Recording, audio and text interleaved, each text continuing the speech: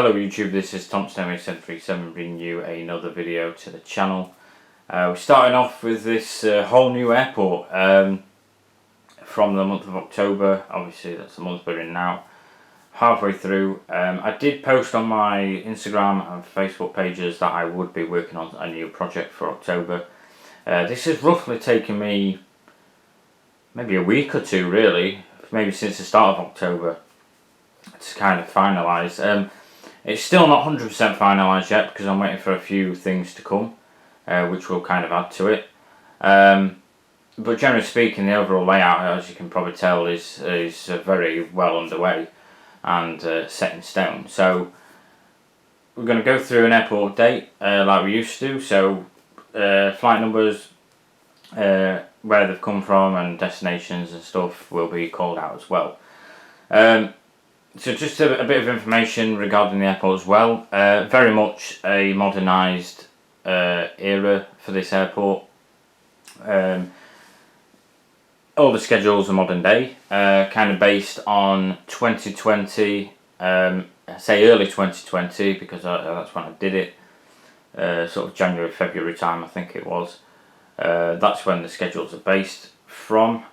All the models are currently active in the real world, so any movements you see on the regular updates will be modern day movements and be still flying in the real world as of kind of early 2020. So some things might change from now till 2021 or whatever, and so on, but that's just to give you an indication of when it was all set up, kind of thing.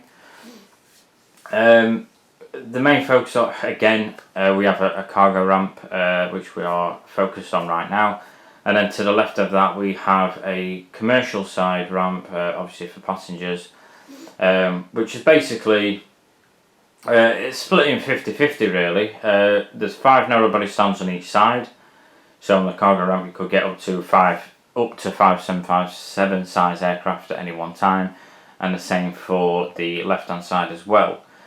In terms of cargo, we have 3 wide-body aircraft and then 2 on the left-hand side as we're viewing it, and for the passenger side. And then there are 4 767 size stands on the cargo ramp. And the reason why I've done them separate to the normal wide-body is because you can utilise space better if you do it that way. That's what, it's just so much easier, and you can include more in the updates. If you, let's say you have a 767 in, it's not taking up 2 stands, 2 narrow body stands, and you can probably get another 4 or so narrow body stands utilised as well. So it's kind of a win-win really for doing all that. And then for the left hand side, the passenger side, we have a separate stand for 767s which is known as 01 Alpha. That's a stand number, and that is again because if we have that using one of the wide body stands, regular wide body stands, it's taking up 2 spaces when it doesn't need to, and you can actually get more in that way. So that's basically down to that stand configuration of utilising the best options depending on the aircraft that are actually in. The cargo centre, obviously we're using the Herpa cargo centre. I actually really love that they've released this obviously years ago, but yeah, I just like using it. It adds to the feel of having a major cargo sort of hub, I guess. So using that again, as you can see just at the bottom here we have Herpa fuel tanks as well. I've recently acquired them, and they're a nice space filler. I'm looking at adding a bit more detail to where they are, potentially, but generally speaking, again, just a nice filler, nice space filler for the airport itself, and really beneficial. In terms of the actual aircraft itself, this 757-200 DHL is operating as BCS 6892. That came in from Leipzig, and will be operating as BCS 1443 to Amsterdam. This particular aircraft is on a single schedule, basically. What I mean by that is, a lot of the schedules we have implemented will be on a rotation sort of process between other models that are like for like kind of thing. This one in particular operates Tuesday to Friday, I believe, but it's the only one that operates this specific route. So Leipzig to Amsterdam, this is the only one that does that. There are other DHL movements, by the way, but they are generally operating their own individual movements, I guess, or schedules, whichever you want to call it. We're just going to swing around first before we focus on the main apron for this arriving Jet2 Holidays 737-800s. Obviously, you can see this is without the winglets. This is operating as LS128 inbound from Dubrovnik. And panning round onto the main apron. So, talk a little bit more about the actual schedules and what I mean. So, here we have an EasyJet A320neo. This is operating as U28935, and this will be heading out to Paphos. So this is an outbound flight number. In terms of these are going to be operating. So this is one of 5 based aircraft. We have 2 EasyJets based, we have 2 Jet2 based, and 1 TUI based. There was originally a Ryanair based as well, but due to the space limitations, I changed that to a domestic route. A rotational domestic route for the morning Dublin, which goes into Manchester. So using that from real world movements for this airport, as I sort of normally do. But the general idea, so EasyJet, they will, on this particular schedule, will be a rotation of A320neos and A321neos. The other EasyJet that is based will be a rotation of regular A319s and regular A320s. So there's like a bit of a difference there, just to give you a bit of an idea what to expect. And then moving across, we have these 2 models. Just zoom out slightly, zoom back in a little bit. We have this Jet2 737-800, Jet2 Holidays again. This is on pushback. This is operating as LS465 to Larnaca. And then next up we have a TUI 737-800 operating as BY3776 outbound. We'll be heading out to Paphos as well, just like the EasyJet. So in terms of these, the TUI will be operating between this 737-800 and the TUI 757.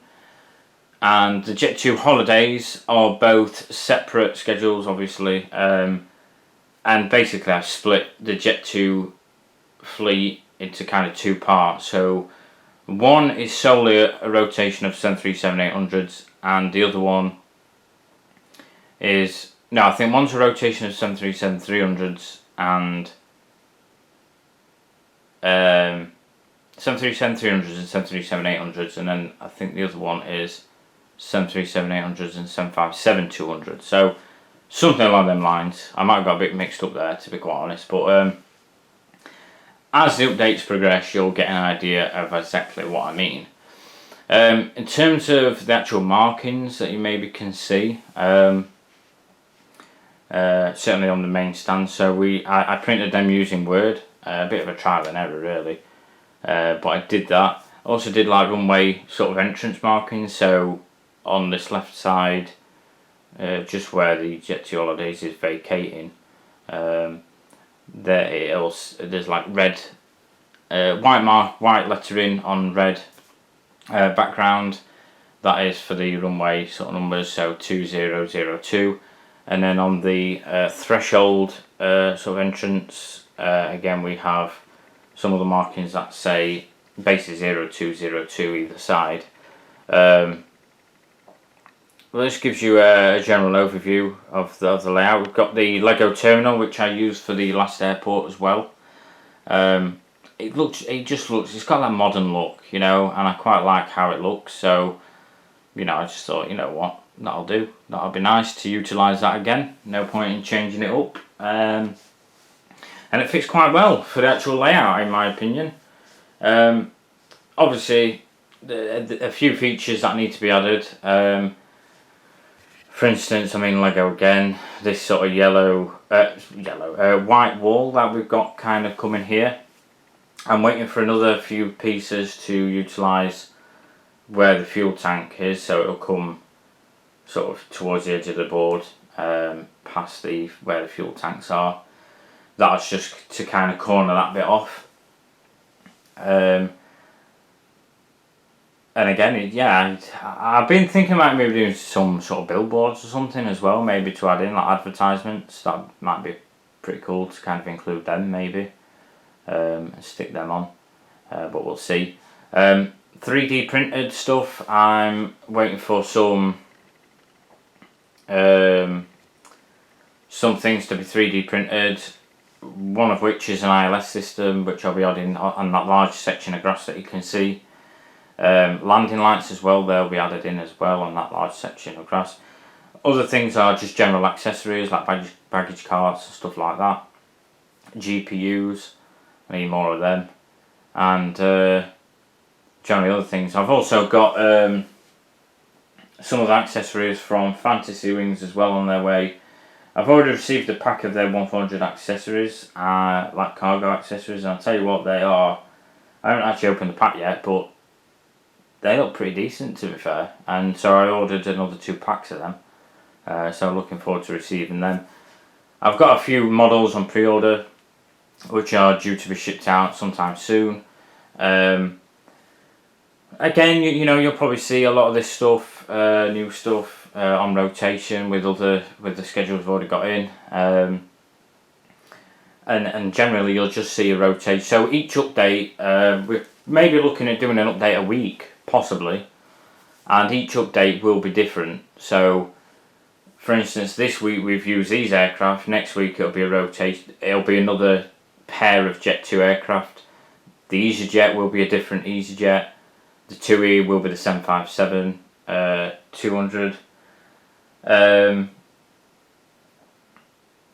you know, stuff like that. And then the DHL, depending on what time of day we're kind of focusing on, that might be in, and might not be in, but there will be other DHL movements and other cargo movements as well, to keep an eye out for. So by all means in the comments let me know what you think of this new airport.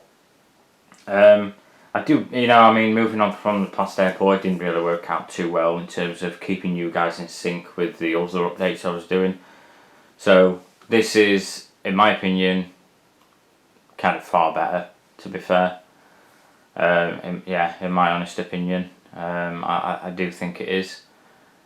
Like I say, if you haven't already, please subscribe to the channel, like and comment on the video, and like I say, leave your thoughts on what you think of this new setup. And of course, there will be photos due to be posted on Instagram and Facebook shortly after as well. So again, thanks for watching, and thanks for all the support on the channel so far, and I'm looking forward to the future updates with this airport, because it's just going to be so much more easier, more manageable, and the rotation of movements is going to keep it more interesting, I imagine. So again, thanks for watching, and I'll see you in the next video.